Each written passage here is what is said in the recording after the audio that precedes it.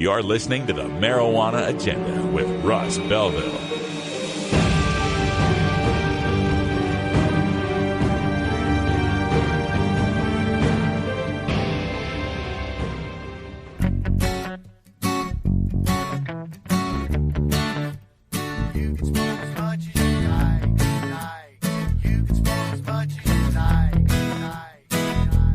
It's so sticky, smells so nice.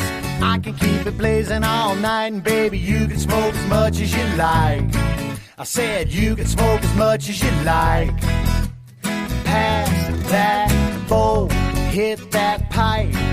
We'll be high as a kite, and baby, you can smoke as much as you like. I said you can smoke as much as you like. You're a little cutie, I hope you wanna use me. Let's smoke a little bud, then we can see a movie. Say what you really wanna hear. Got more weed than Budweiser's got beer. Well, if you smoke this fatty, you won't feel your body. Gonna get so high, gonna need your mommy. I'll roll it, you lick it, I'll light it, you hit it. You know you ain't ever gotta buy it. It's so sticky, smells so nice. I can keep it blazing all night, and baby, you can smoke as much as you like. I said you can smoke as much as you like. Smoke as much as you pass that bowl, hit that pipe. We'll be high as a kite, and baby, you can smoke as much as you like. I said you can smoke as much as you like. But when you wanna smoke out, I can be your Boy Scout. I'm always prepared, cause weed is what I'm all about. I don't wanna see you pout, there won't be a need for doubt. As long as I'm around, you know you'll never ever be without. As long as you got me, you don't ever gotta buy it. Got some of God's own if you think you wanna try it. 6 grams.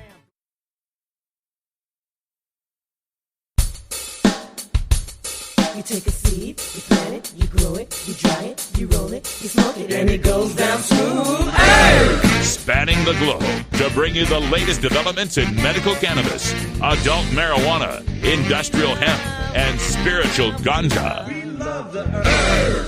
It's time for the Marijuana Agenda with Russ Belville. Now, here's your host, Russ Belville.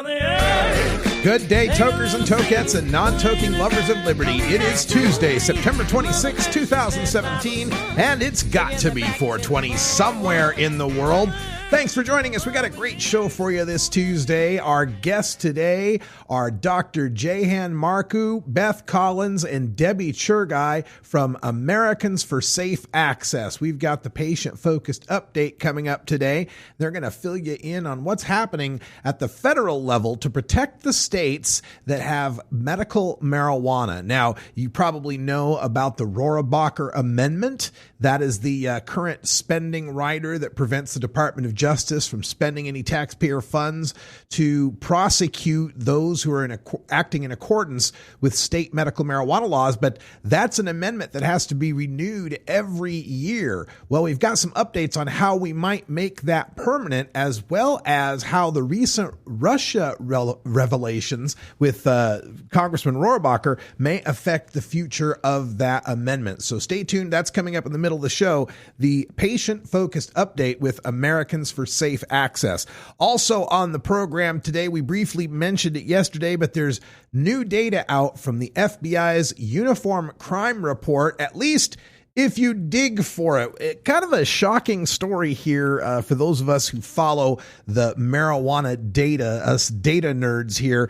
The FBI has gone and just left out information on marijuana arrests, but our intrepid friend Tom Angel, writing for Forbes magazine, has dug up the data. They couldn't hide it from Tom, and I've made it all nice and pretty. We got some graphics on today's show to give you an illustrated look at what's going on with marijuana arrest numbers in the United States of America post-legalization. Plus, I've done some data analysis, some number crunching, and it turns out that there's actually some good news in the FBI's Uniform Crime Report that nobody's News reporting, so I'll bring that to you coming up at the end of the show. But first, we've got to get to the cannabis headline news, where right before, literally 10 minutes before I went on air, there was some breaking news coming from the New York Times that we've got to get to concerning the war on drugs in this administration. Let's get to the news.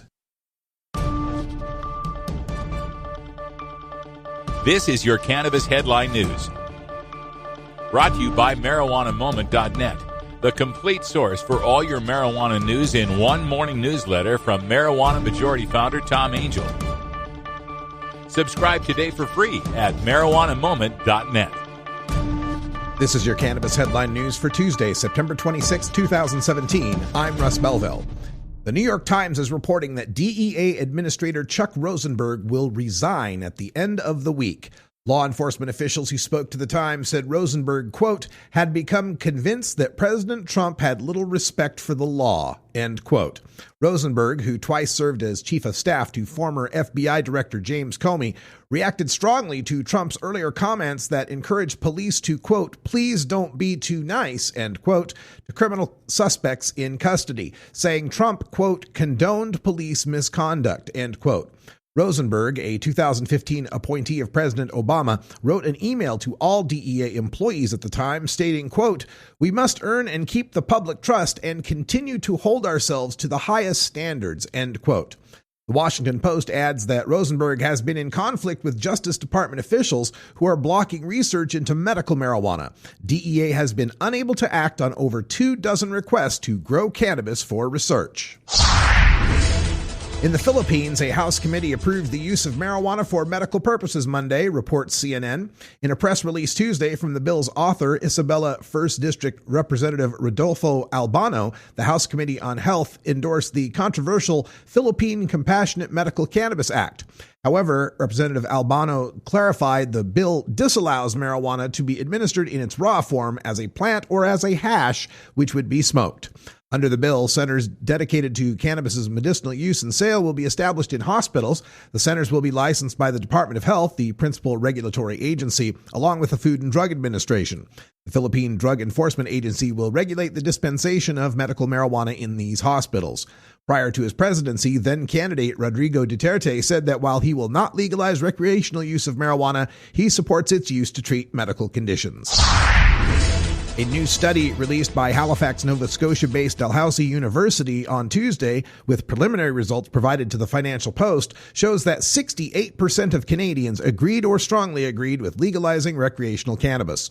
Another 45.8% agreed they would buy marijuana-infused food products if they hit the Canadian market, and that 46.1% would opt for bakery products such as brownies or muffins. While the study comes with the federal government aiming to legalize recreational marijuana by next July, Ottawa has yet to introduce a plan for edibles, saying only that they, quote, would be made available for purchase once appropriate rules for their production and sale are developed, end quote. The strongest support for legalization was found in British Columbia, where 79% backed the end of pot prohibition, while the prairie provinces pushed back hardest against the plan, albeit with 54% of respondents in favor. A key vote on the decriminalization of marijuana in the city of Atlanta, Georgia, is scheduled for this afternoon. Under the ordinance proposed by City Councilman Kwanzaa Hall, possession of 1 ounce or less would only be punished with a $75 fine with no possibility of arrest or jail. That's a dramatic drop from the penalty currently in place, which calls for up to 6 months in jail and a fine of up to $1,000. Quote, in Atlanta and in Fulton County, 93% of the arrests for small amounts of marijuana are the arrests of African Americans. That is the most biased rate of arrests in the country, end quote, Councilman Hall told CBS 46 News earlier this month. When asked by WSB-TV if he believes marijuana is a gateway drug, Hall said no. Quote, the gateway experience is going to jail. And if we can keep these people, especially young people, out of jail, it makes their lives better, end quote, Hall said. California's high cannabis taxes will encourage black market sales and limit potential local government revenues from this new market, Fitch Ratings says. Effective tax rates on non-medical cannabis will be as high as 45% when accounting for both state and local levies. Taxes include a 15% state excise tax, state cultivation taxes of $9.25 per ounce for cannabis flowers, and state and local sales taxes ranging from 7.75 to 9.75%. By comparison, Oregon taxes non-medical cannabis at approximately 20%, and Alaskan taxes range from 10% to 20%. This has been your Cannabis Headline News for Tuesday, September 26, 2017. I'm Russ Belville.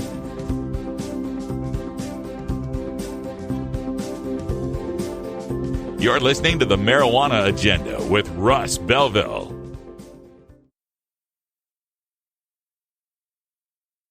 Hi, I'm Russ Belville from the Marijuana Agenda. If you appreciate my full-time dedication to reporting and analyzing the news about cannabis, consider becoming a patron of the show. For just $4.20 per month, you'll help keep my live stream and podcast free while earning yourself your own private ad-free podcast link for the show, as well as links to the supporting articles and data. For a $9.99 VIP subscription, you'll get all that, plus my exclusive research, data tables, and graphics. Just log on to mjagenda.com and click the Become a Patron button today. You're not high. You're listening to the Marijuana Agenda with Russ Belville. I'm astonished to hear people suggest we can solve our heroin crisis. Have you heard this? By having more marijuana. Okay, maybe you're a little high. At Herbie's Cannabis Seeds, we pride ourselves on bringing you the best quality seeds from the world's most respected cannabis seed producers, all at the lowest online prices. You can find Herbie's Seeds at herbiesheadshop.com. All cannabis seeds are sold as souvenirs and as a means of preserving cannabis genetics. Herbie's Seeds in no way intends to condone, promote, or incite the use of illegal or controlled substances. We strongly urge all prospective customers to check their national laws prior to placing an order. Herbie's Seeds at herbiesheadshop.com. Proud sponsors of the Marijuana Agenda with Russ Belville.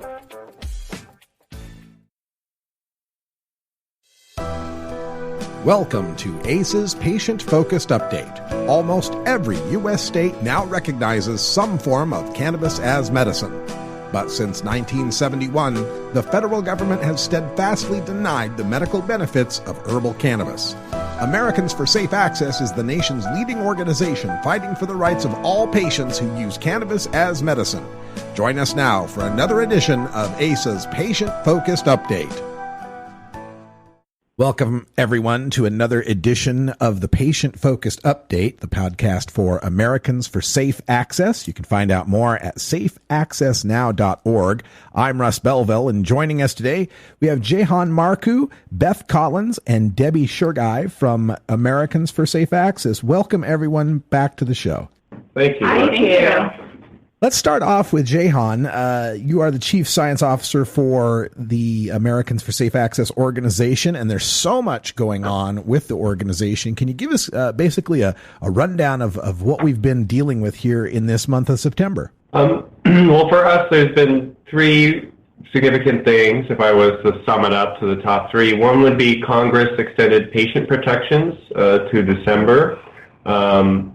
And also, but there's still a lot more work to be done there to ensure those protections.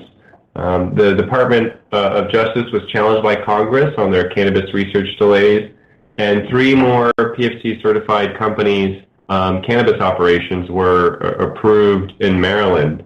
And we're weeks away, I think, from the first dispensaries opening up here in Maryland, and we've been working with a lot of operators, making sure they're ready for inspections out there. And, and we also, there's a lot of interest in the opioid crisis. We just had a webinar where Ethan Russo, a notable clinical researcher, gave a talk on cannabis and opioids, and that's available on our Safe Access YouTube channel.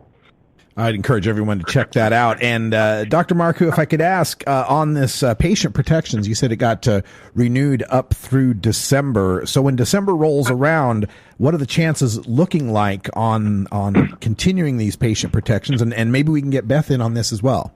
So Beth Collins is our Senior Director of Government Relations, and I think she'd have the best answer for this. Yeah, so, it's kind of nerve-wracking right now. We're not 100% sure what's going to happen. Earlier in August, the Senate did pass the amendment. It was introduced by Senator Leahy from Vermont, and that passed. But in the House, we unfortunately didn't have a vote in committee. It went to the Rules Committee, where the Rules Committee voted that there would be no medical cannabis amendments in order. So what that means is that when the committees go to the House and the Senate will have a conference committee where they'll work out what the final appropriations package will look like. So at this point, we're really unsure. We're working behind the scenes. There's really not much for advocates to do at this point because we don't know who's going to be in that conference committee, but we're doing some things with working with offices in Congress right now, trying to ensure that amendment is included in the final budget. And, we won't know until there's a vote. Speaking of that amendment, for years there's been the Rohrabacher Amendment is what we've been calling it. It's been primarily sponsored by Representative Dana Rohrabacher out of Orange County, California. Recently, the investigation of Robert Mueller into collusion with Russia has led some people to taking a look at Rohrabacher's ties to Russia. I'm just curious, should this affect Rohrabacher's career in any way? Do we have backups as far as Republicans who would step forward to co-sponsor this sort of patient protection?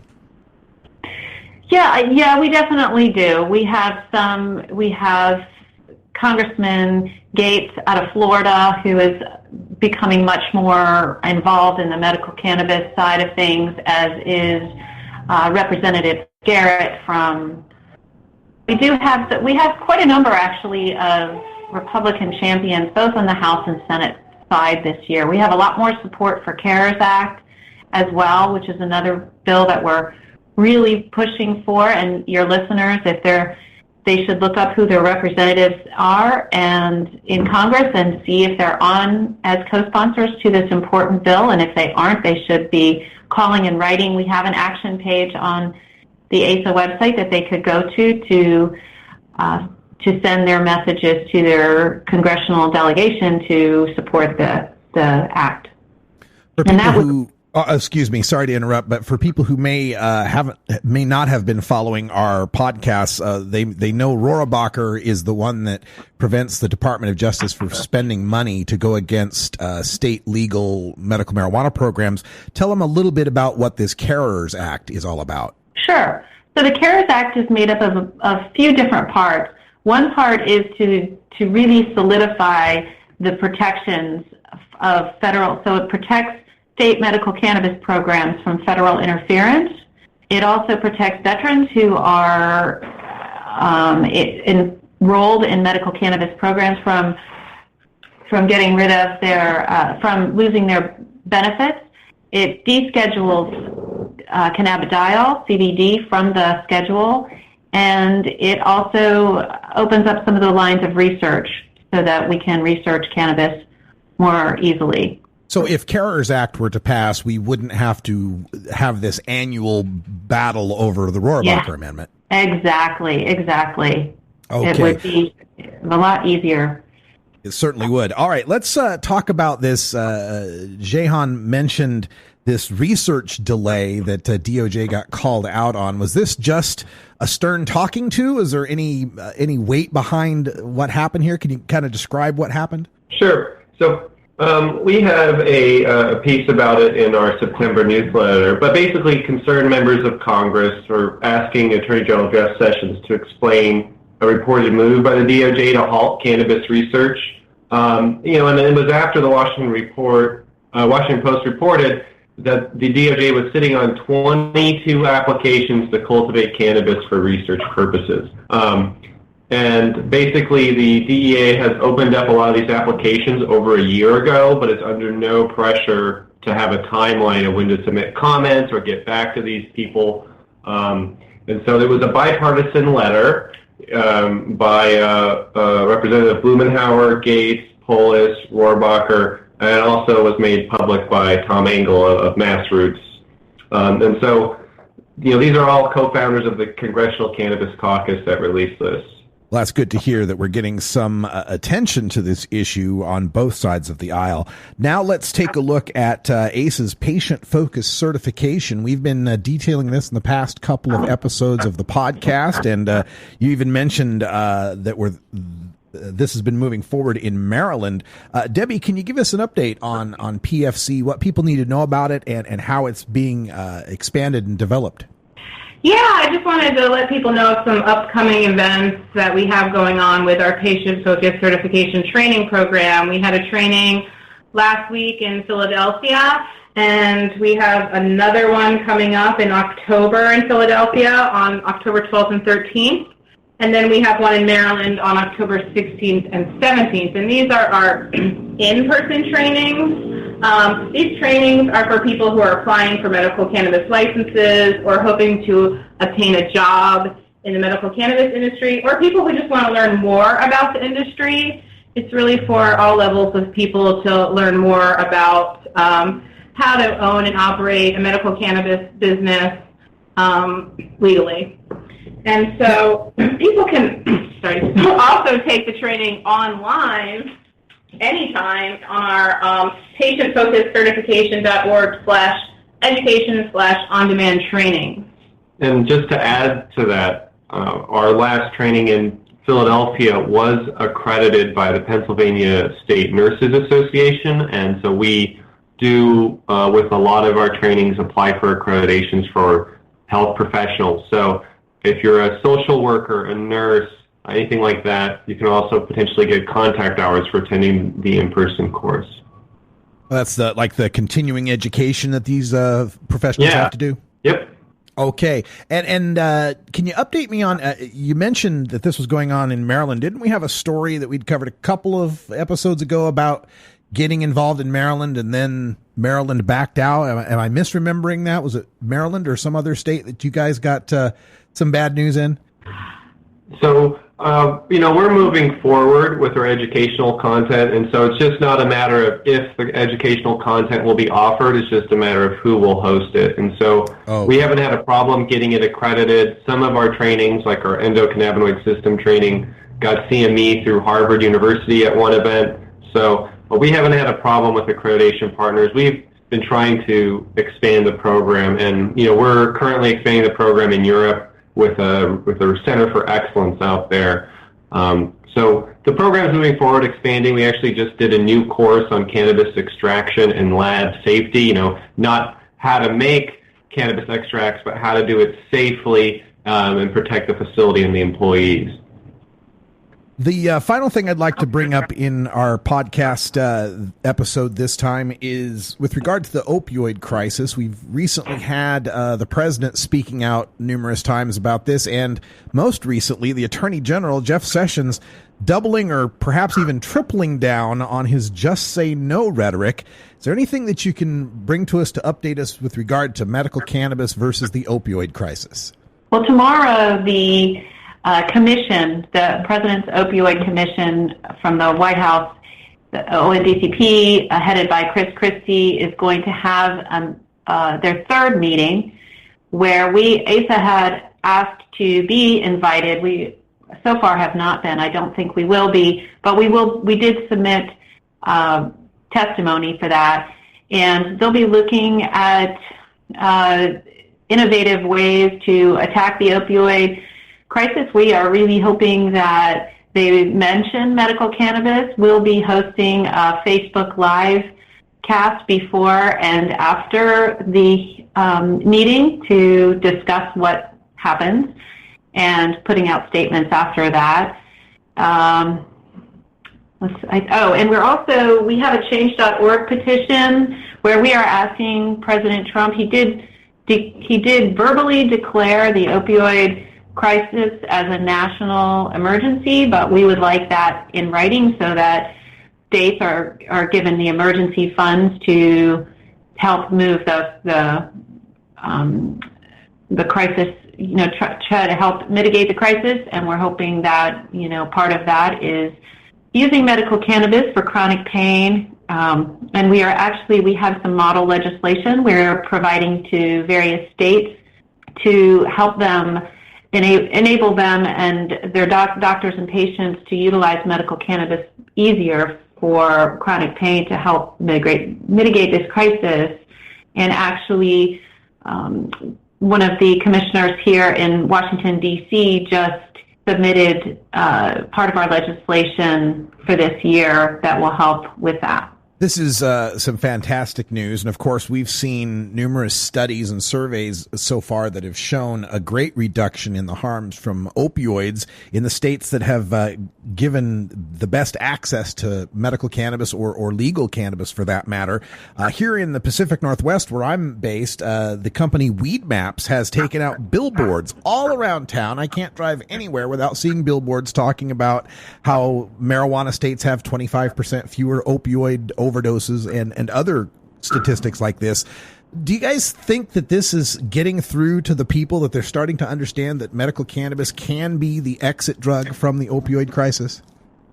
Well, we're hearing it a lot more and more in the conversations that we have on the Hill, and we're hearing, it'll be really interesting to see what comes out of tomorrow's meeting. But yes, I mean, if you look around, not just advocates are talking about it, but legislators are talking about it, and we're just hearing a lot more about it, and like to think that APHIS had something to do with that. We're really trying to guide that conversation because it's definitely, there are other things that can help as well, but we don't think it can completely solve the crisis, but it certainly can be of assistance in reducing the number of addictions and deaths. And we also have to be vigilant about this research being reproduced. We're talking about, again, really promising research, but a limited number. And so we really need to, again, support this research. NIDA has a ton of grants right now for studying opioid and cannabis in adults. And if you're a nonprofit or any type of institution, you can apply for them. I mean, the federal government is handing out money to study this. And we need more people to step up to the plate who have access to these patient populations and to do this research. Because that's the important piece that's missing here, is how will policies further affect this benefit that we see for public health with regulated cannabis programs. Dr. Jahan Marcu, Beth Collins, and Debbie Churgai from Americans for Safe Access, thanks for joining us on the podcast. Final word, is there anything else you'd like to leave our listeners with? If they'd like to catch us in person giving a talk, we'll be in Germany on Friday talking about safety and efficacy of marketed cannabis products, and then we'll be in Pennsylvania doing grand rounds at Temple Medical School on October 11th, just preceding our training. And everything we do is listed on our Facebook site, so just keep checking back every day. We post something every single day. Thank you very much for joining us today, and appreciate you being a part of the Marijuana Agenda. Have a great day. You too. Thank you. You too. This episode was produced as part of the Marijuana Agenda with Russ Belville, the daily news and interview podcast covering the world of medical cannabis, adult marijuana, industrial hemp, and spiritual ganja. MJAgenda.com.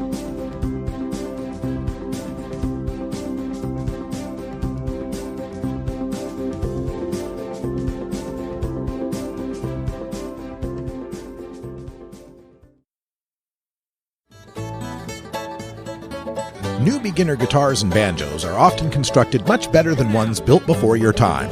Why struggle?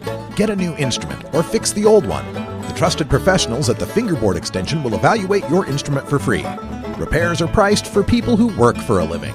Stop by the Fingerboard Extension downtown Corvallis at 120 Northwest 2nd Street today, or check out its inventory on the web at fingerboardextension.com. You're not high. You're listening to the Marijuana Agenda with Russ Belville. We need to say, as Nancy Reagan said, just say no. Don't do it. There's no excuse for this. Okay, maybe you're a little high. Hey everybody, it's Russ Belville from the Marijuana Agenda, inviting you to be like me and get your ink done at Lucky Horseshoe Tattoo, Fort Worth's most female-friendly, clean, sterile, awesome tattoo shop. Thomas and his crew are true artists who can design you a custom piece or use a design you bring in.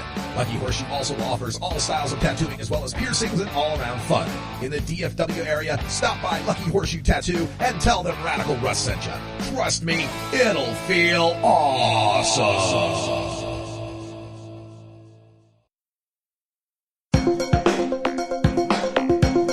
Promoting the end of adult cannabis prohibition is easy because we have facts, science, reason, compassion, evidence, truth, and logic on our side. It's even easier when researchers catalog it all for us.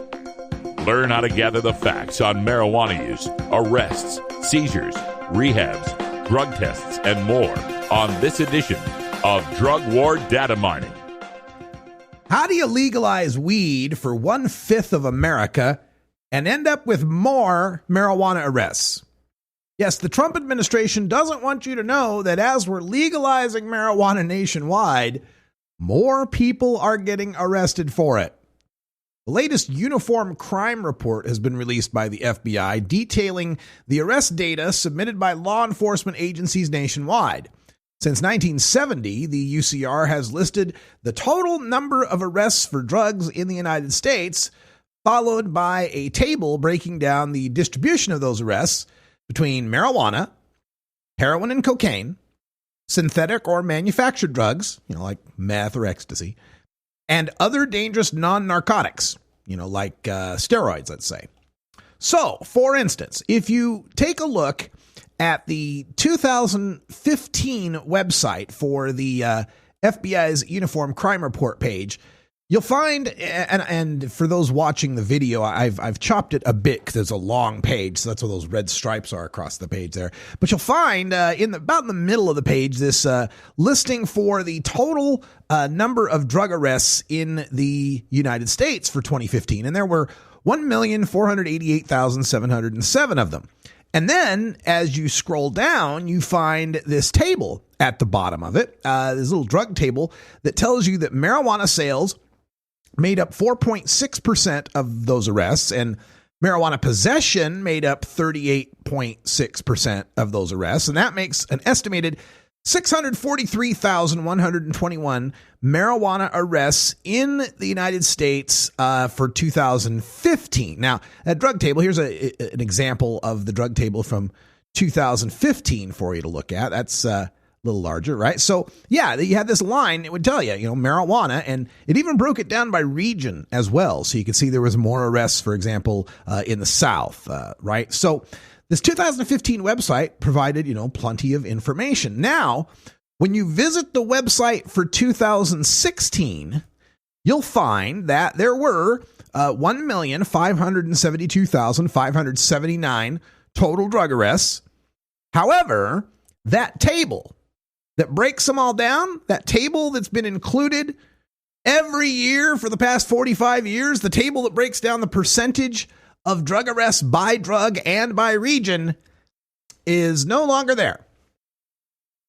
So you read this disclaimer on the cover page. If you go back a page and you look at the cover, it says, quote, UCR staff have strategically trimmed the amount of tables and refined the presentation of data in this year's publication, end quote. Oh, strategically trimmed, right? Strategic. The strategy here is let's not tell people how many arrests there are out there for marijuana. Now, this is not something that's without precedent at the DEA. No. When I started working for NORML back in 2008, my colleague at the time, who's still with NORML, the Deputy Director Paul Armentano, very often would report on the DEA's domestic marijuana seizures. And every year he'd basically rewrite this article that says most of what the DEA is eradicating is ditchweed. They had it. They had a table that would say, okay, domestic marijuana, outdoor sinsemilla, indoor sinsemilla, outdoor marijuana, and then they had, domestic feral hemp, basically. Ditchweed. It was like 96 to 98% of what they're eradicating, spending all that money and time and salary and helicopter gas to eradicate was ditchweed. Well, I come around in 2008 and he gets ready to write the next article, and what do you know? When they released that report, they just didn't mention how much ditchweed they were eradicating. They just left that number out. So yeah, strategically trimmed to me sounds like let's not release the data, or at least let's not focus or provide a focus on the data that makes us look bad. Now, fortunately, the intrepid Tom Angel, now writing at Forbes, wrote into the FBI to ask them, why is this drug data table no longer included, and what are the breakdowns of the various drugs? So an FBI spokesperson replied by email that possession busts for marijuana made up 37.36% of all drug arrests, and sales busts for marijuana made up 4.18% of the total drug arrests for 2016. So you do the math, and that's 653,249 marijuana arrests in 2016. Yeah, that's right. We went up from 643,000 to 653,000. Now consider that the 2015 data was covering a period when we only had 2 states with operational marijuana sales, Washington and Colorado, and 2 states with legalized personal possession, Washington and Colorado, and only 1 state, Colorado, that had personal cultivation legalized for the entire year, for all of 2015. Now, yeah, Alaska and Oregon passed their laws in 2014. They didn't take effect until through the middle of 2015. And it wasn't until February that Alaska had legal possession and cultivation. So there's 2 months there where people could have been arrested. It wasn't until halfway through 2015, it wasn't until July, that Oregon had legal possession and cultivation. So you could still get busted halfway through July of 2015. And then 3/4 of the way through 2015, October, when Oregon finally got legal sales. So the 2015 data, where we had 643,000 arrests, we only really had 2 legal states for that entire year. You might say like 2.5, because like Oregon was legal halfway through the year. Then compare that to 2016.